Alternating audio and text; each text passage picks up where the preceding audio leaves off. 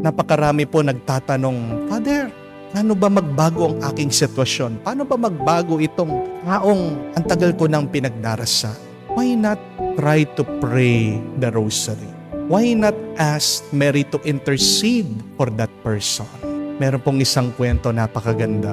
Isa daw pong lalaki na meron siyang struggle, nahihirapan siya sa pornografiya. Palagi siyang nanunood ng mga malalaswang palabas, palagi siyang tumitingin ng mga bastos na larawan. Talagang hirap na hirap po siya dahil po dito sa addiction sa pornografiya. At lumapit po siya sa isang pare. Tinatanong, Father, gusto ko nang lumaya dito sa aking pagkakasala. Ano po yung gagawin ko? Kasi pag gusto ko nang magbago, ilang araw lang, babalik na naman ako dito sa aking addiction. At sabi po nung pare, magrosaryo ka.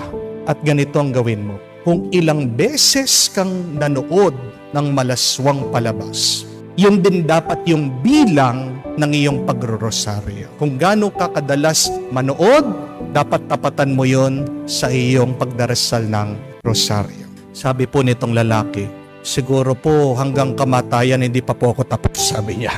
Mukhang marami po siyang beses, no, na nanonood at tumitingin sa mga malalaswang palabas. Pero sinubukan po niya. Araw-araw, hindi lang po isang beses, 2, 3 beses, sinusubukan niya, nagro-rosaryo. Just like a miracle, after some years, ito pong lalaking ito, na pagmalaki niya, namalaya na siya dun sa addiction. Hindi na siya tumitingin sa mga malalaswang pelikula o mga palabas o larawan. Bakit? Kasi binago siya nung kanyang debosyon sa ating mahal na ina, binago siya ng kanyang pagdarasal. Alam po natin na may kapangyarihan ang pagdarasal. At ang isang lakas ng pagdarasal ay tinutulungan ang ating mga kaluluwa. Hindi lang maging mabuti, maging banal. Prayer helps us to become closer to God. Amen? And when you are close to God, remember this.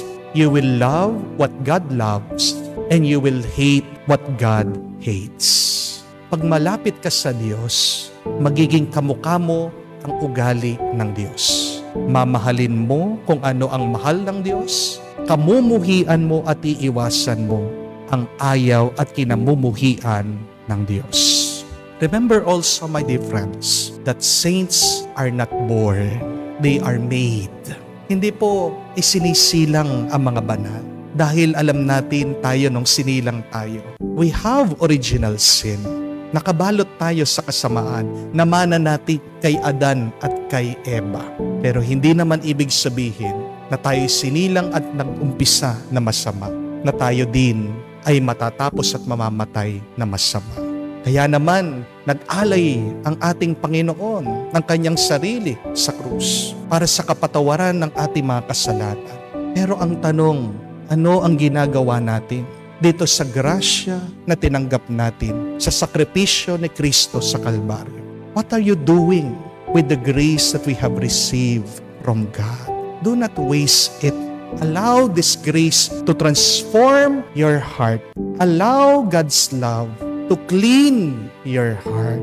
Naway sa ating malalim na pananampalataya sa Diyos at debosyon sa mahal na ina, ito ay maging daan ng ating kaligtasan at kabanalan ng ating mga kaluluwa.